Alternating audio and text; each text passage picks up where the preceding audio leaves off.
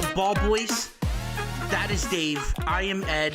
And the New York Knicks are one win away from an NBA title for the first time in 53 years? Yep, 53 years. After, what, Dad? The greatest comeback in the history of the playoffs? Yep. One of them? Yep, the best in the NBA Finals. Coming But back I'm not just talking. I'm talking. I'm saying, was that the greatest comeback you've ever seen? Yes. I think I agree. We're going to dive into the whole thing. The Knicks come back from down 29 points and steal Game 4 to take a 3-1 series lead. Yep. And back to San Antonio. I mean, it was in the moment you were watching it. You knew you were watching something special. Yeah. Let's start here. Did you think the game was over, or did you think there was a glimmer of hope at halftime? Eddie, I thought this game was over at halftime. They were up 76 to something or other. So they were up by 27 points at halftime. 27 points, right? So, it was ridiculous. And the way the Knicks were looking and the way the Spurs were playing, I just kind of gave up. I kept flipping back between the Jays game, which was horrible, and that, which was horrible, and it was like, you know what? And then I went and watched some, something I taped on Jeopardy. Like, I just tried to avoid the game as much as possible. But then I came back to it in the second half, and I was like, whoa, wait a second, what's going on here? They're only down by 15 now. Okay, and then it got down to 10. Yeah, it happened in stages. And they got it down to 15, and then the Spurs made a run again, and so they got it back up to like 22 or something like that. Yeah, and exactly. It kept going back and forth like that for the third period and fourth period, kind of back and forth. But then the Knicks made a push, and so they got beyond the 10 points below. Yeah, they cut it down. You're right. It was like very. It wasn't like an onslaught of the Knicks. No, it was in stages. They got it down to 15. The Spurs got it up to 20 again. Then the Knicks got it down to, I think it was 15 at the end of 3. Yeah, and then in the fourth, they pushed it up, and then the Knicks went on another run, and like all of a sudden it was 99 to 9. It was 97 to 90 or 99 to 90, something like that. They got to like 7-point lead, something like that. Or you know what? You know what it was? It was 97-88. It was a 9-point lead. Yeah. And then all of a sudden it was like a 4-point game with like 4 minutes left. It was like, oh shit, here we go. Yeah, here we go. Just look, I mean, like Brunson got loose. I think that was the difference in this game in the second half. And he's really struggled throughout this series because the Spurs have so many guys that they can throw at him defensively. Yeah. Like Castle, obviously, but he was in foul trouble last night. But I mean, Brunson, he finishes with 36 points, 12 for 25 shooting. And in the fourth, and a lot of that was in the second half. And as a whole, they caught fire, and the Spurs simultaneously kind of self-imploded. It was just a kind of a huge choke job. And they didn't score for the first. I know. In the second half for the first, 10 minutes. It was ridiculous. And, I hate to beat up on them because they're such a young team, and it's kind of what you'd expect, right? From a team like this who, this is their first go-around. Yeah. And you never win a title on your first go-around. I remember in the first half, they were kicking the Knicks' ass. Yeah. And Wemby was incredible in the first half. Yeah. We'll get to that in a second. But I called you. We chatted on the phone for a couple minutes, and we were talking about Wemby and the fact that he was about to do. It was looking like he was about to do something. Like if they went on to win that game and head back to San Antonio, that we haven't seen since Magic when he came in the league. Right. Someone who could completely take over a team and turn them into champions that early, because it took LeBron, 9 years, took Jordan 8 years, whatever it was. It took Shaq 9 years. Kobe, he won early, but he had Shaq.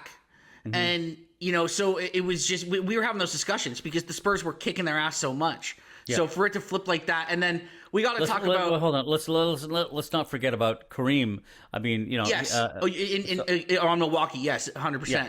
But the point is, Wemby was just killing them, and then all of a sudden it flips. And I want to get into this last second shot, the game winner, the miracle shot by OG, the tip in. Brunson misses a three, a tough contested three, and nobody boxes OG out. No. And he flies in and he just jumps. It looked like he just did like a jump and a half. Like he just elevated over everybody. And taps it in this, and like the entire garden explodes. It was really an incredible moment. It was, and so cathartic for the Knicks fans and for everybody like in that building. But I mean, oh my gosh, it was it was one of those moments, Eddie, that like it was like that Kawhi shot, in 2019, when they beat Philly. Yes. The bounces and stuff. It was that magical moment of like, oh my God, this is the moment that can transport this team to a championship. And I think that's what he did in that moment. And I think everybody knew it. Everybody knew it after the game. Like nobody wanted to leave. No, everybody knew that was the series. And, that was the series. It was such an athletic play, and just to win the game like that. And I will say, save Josh Hart's ass, because oh my God, Josh Hart blows a layup, an uncontested. Like I'm talking like no one in front of him. Uncontested layup, and he had a chance to win the game right there. Well, no, he had a chance to put them up by one with like a minute left, and they kind of like for 15 seconds, I was thinking to myself, oh my God, like they're gonna crawl all the way back just to have Josh Hart fuck it up.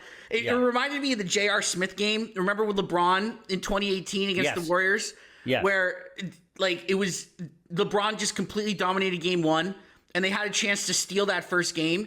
And J.R. Smith gets an offensive rebound off a free throw, thinks they're winning by one, and tries to dribble out the clock. And LeBron's going, shoot it. And he fucked it up, and then they lose in overtime. Yeah. It reminded me of like one of those kind of like, oh my God, no, Josh. It looked like he went up and he wanted to try to dunk it. Yeah, and he kind of did half-assed. Well, I think he took off too far away from the basket. Yeah. And it's just it was just an awkward thing. It could have been like a career-defining, franchise-changing moment. Yeah. But it'll get lost in history because OG saved his ass with an incredible play. Yeah.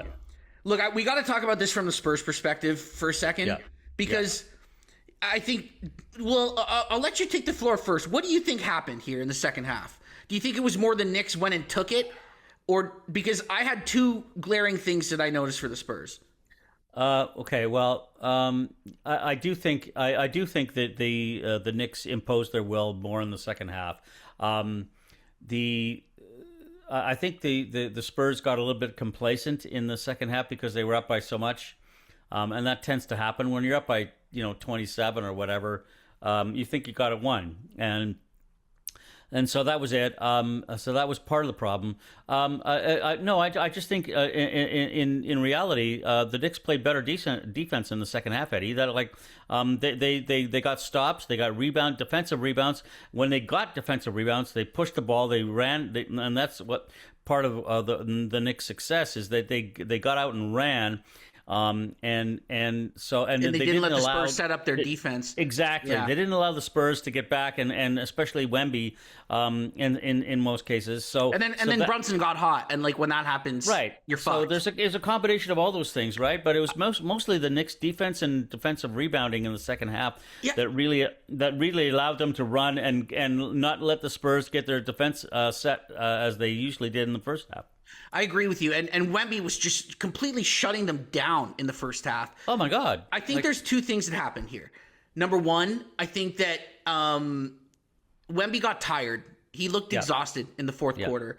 And look, this is, I think, something he's going to learn from. He's 21. Yeah, and I think the franchise will learn from it too because, throughout the season, they really kept him bubble wrapped. I mean, he was playing, like 29, 30 minutes a game only. Yeah.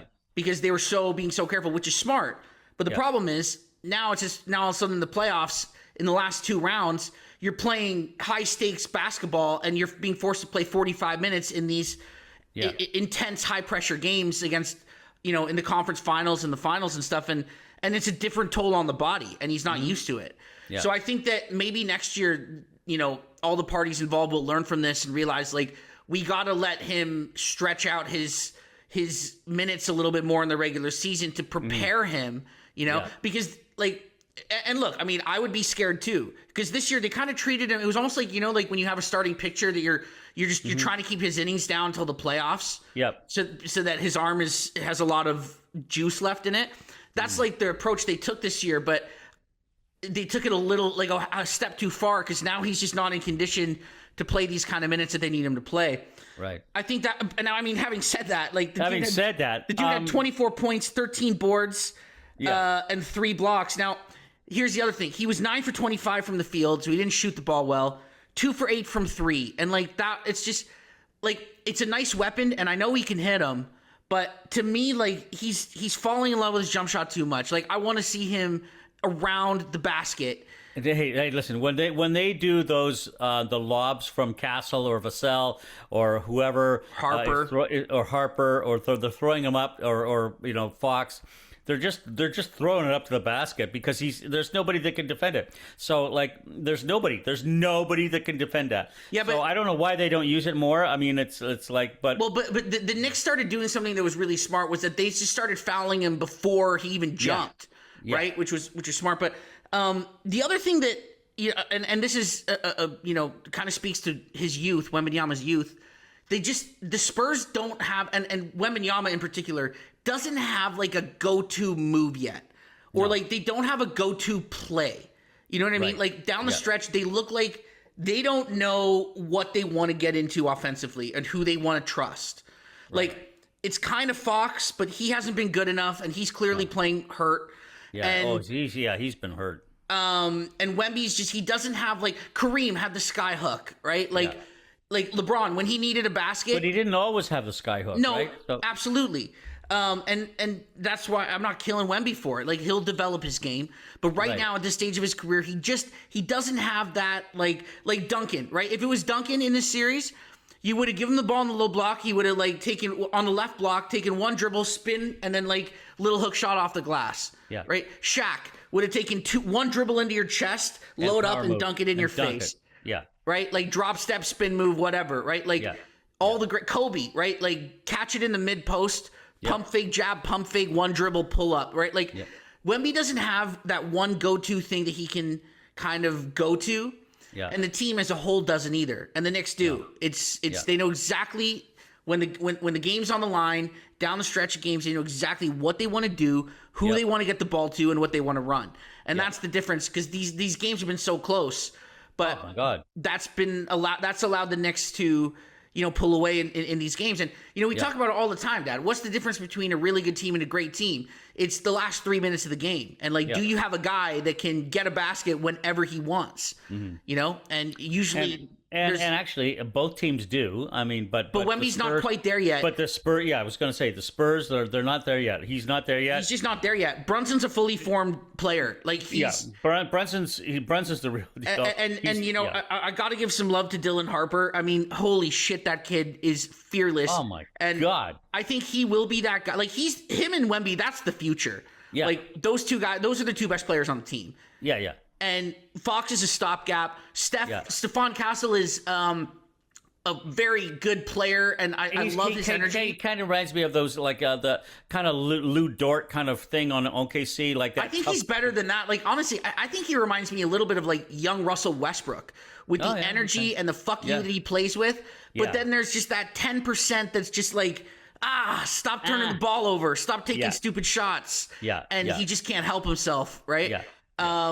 It's a lot of young, but at this, you kind of have to just take the good with the bad because he brings so much energy. The thing I love about Steph Castle, just as an aside, he plays with like there's a real just level of disdain for the guy that he's going up against. Like he just never looks rattled. He just literally looks like he wants to kill his opponent.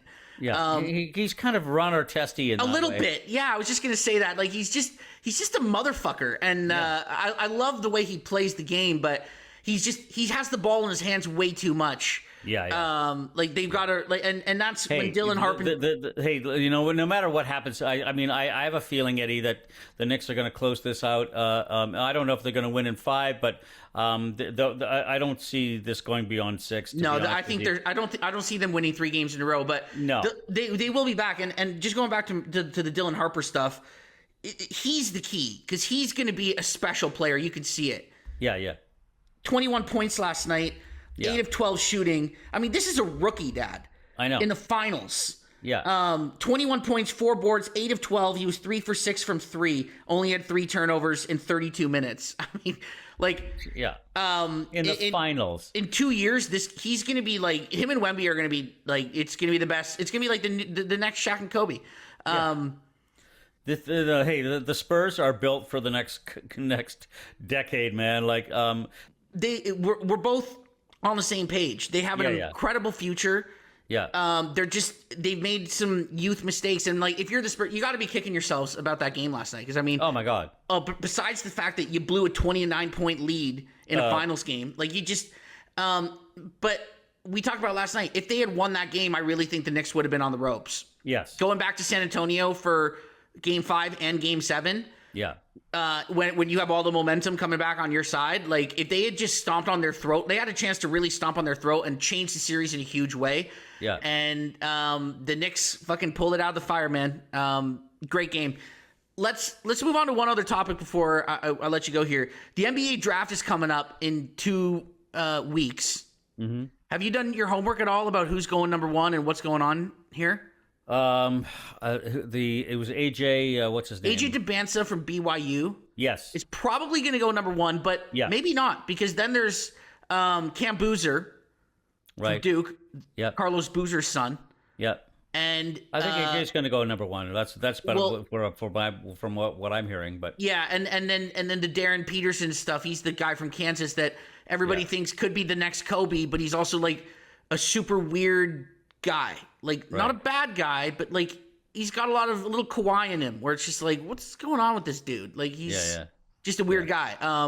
He was like checking himself out of games this year because he didn't want to get hurt. Like, just weird shit, man. And so it's gonna be. I think you're right. Dambansa's going number 1, and then after that, who knows? The top 4 guys though are Dambansa, Darren Peterson, Cam Boozer, and Caleb Wilson from UNC.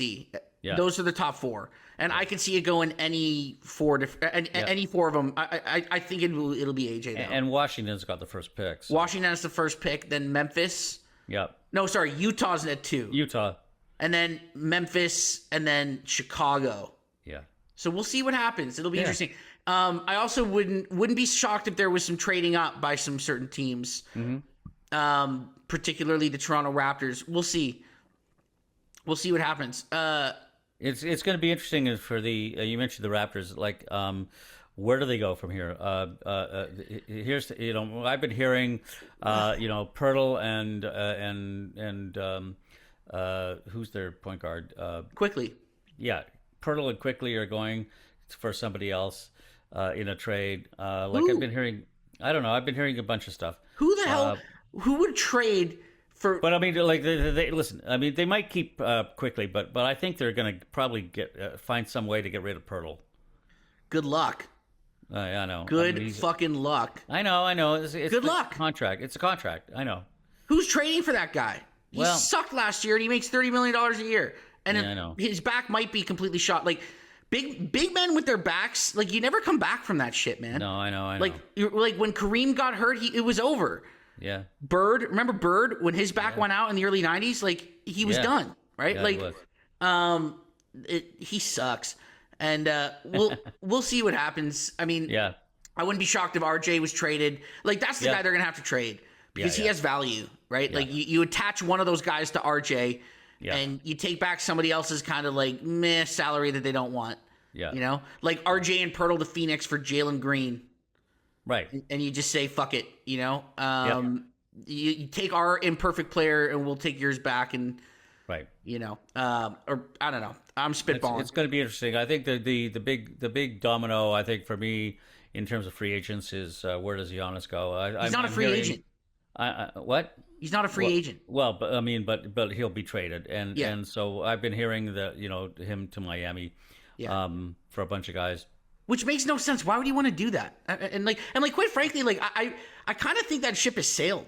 Like, I mean, you talk about bad backs. That guy's been hurt every year for the last 3 years. Yeah, he's like why would you? He's why a would 7-footer. You give up half the team? Why would you give up half the team for a guy that is, on the downside of his career, as great as he is? Yeah, I agree with you. And who's making a kind of shitload like, of money? getting LeBron, I wouldn't go that downside. far. I think Giannis is still like in his late stages of his prime. Yeah, But yeah. yeah, I don't know. We'll see. We'll see what happens. I mean, I wouldn't gut the whole franchise for Giannis at this point. No, As no. great as he is, Yeah. you know. But who knows? I think the Miami thing. I mean, I don't know. We'll see. I don't know what to make of that whole situation. I know. I don't. Because Either. why would And he- What do you? why and would- what do you do if you're the Lakers? Well, if you're the Lakers, Like it's Luka's team and Austin Reeves. I think LeBron's going to come back for a year. maybe. I don't know because but you got to trade Reeves or somebody to get value to right. I mean, look, you were the fourth seed in the West this year, Yeah. right? Went up against an OKC team without your best player. So Right. how is it really like? I just don't know how you can evaluate things. Like I don't think the Lakers were a title team, but you know, They were pretty good. they were pretty good, and Luka got hurt, and Yeah. it kind of ruined. And when he got hurt, they were playing great basketball. Yeah. I don't think that LeBron, and Reeves ultimately work together because they can't play defense. They just can't guard anybody. no. But yeah, we'll see. And We'll see. that's the problem. They need some defensive help. Yeah, like so you might have to trade Reeves Right. and get a couple improve the depth kind of Yep. thing.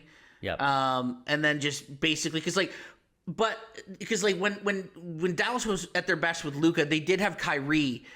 But it was those two guys. Oh, like the other answer is you got to let LeBron go, and you just let him sign somewhere else, which would be That's what I'm hoping for. stupid from an asset management standpoint because like you could have traded him a couple of years ago and actually got some picks. Yeah. But No, I think what is that's your what they thing? need. Do you hate LeBron James? I hate him on the Lakers. He won a title on the Lakers. I know, but that was in the bubble. So what?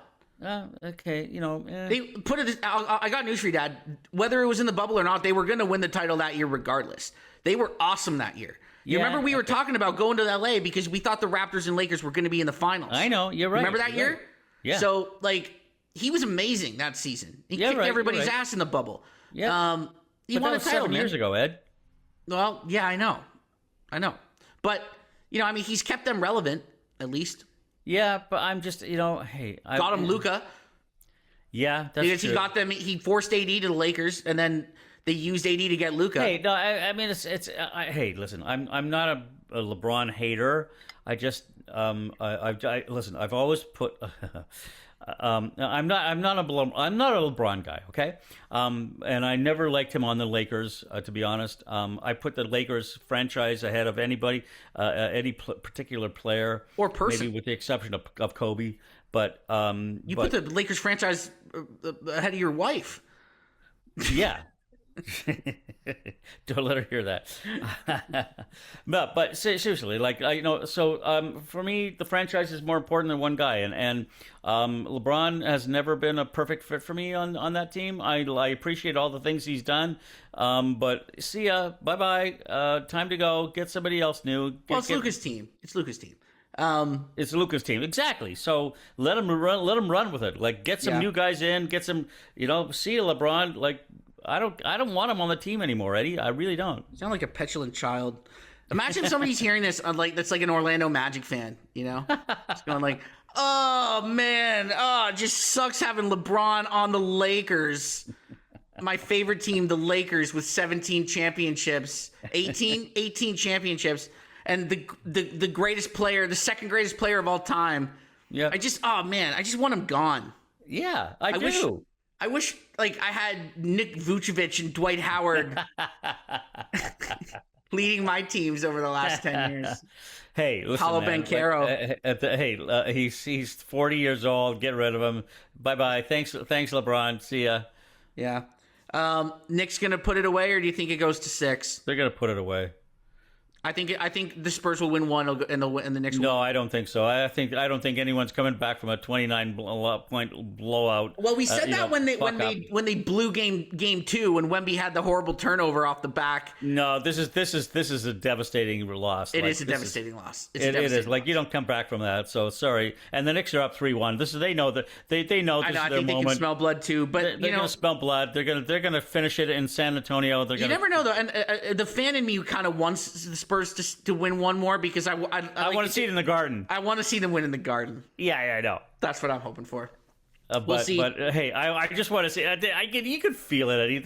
This team is on is destined to win this championship. I think it's fantastic. First time in 53 years. I'm a huge Knicks fan. As you know. You're not. Yes, I am. They're my third favorite team. In fact, they might even be my second favorite team of all time. Well, so, you know what? They're gonna win the title, so yeah, we'll talk when it's over. I was gonna do tempo corner, but we'll save that for next time. What's tempo corner? You give us a report on the tempo, your favorite basketball team ever in the universe. Oh yeah. Hey, no, we'll save it. We'll save it. We'll do it next time. We'll say. Well, just very quickly, they're playing really well. Are they? And Marina Mabry. I like her. They beat Brittany Sykes. They beat Connecticut the other night. They're actually playing pretty well for. Yeah, they're like 500, aren't they? Yeah, like they're 4-4 or 5-5 or something like that. And they're I love their. I think they were like 8-8, Dad. I think it's a little bit deeper. Anyway, who knows? I'm not a tempo guy. Yeah, but hey, listen, to be 500 for an expansion team. Hey, I love it, and I love the coach, and I'm so excited. I'm going to take your mom to a game this summer, so we're going to go. Oh well, you should buy a jersey too because they're cool. The jerseys are cool. But, I love the jerseys. One more question for you: was that the greatest play ever in Knicks history? Yes. OG Anunoby tipping that ball in. Yep. Can you think of one that was better? A single play. A single play. I wouldn't say a single play, but a single moment is when the only thing I would compare it to is when Willis Reed came out of the tunnel. Came out of the tunnel in '73, and he was hobbled on one leg, and he came back and he played like 5 minutes in the third quarter. It was it didn't really do much, but I think he started the game, didn't he? Well, he did. But yeah, he did. I think what happened was he came out after warm-ups.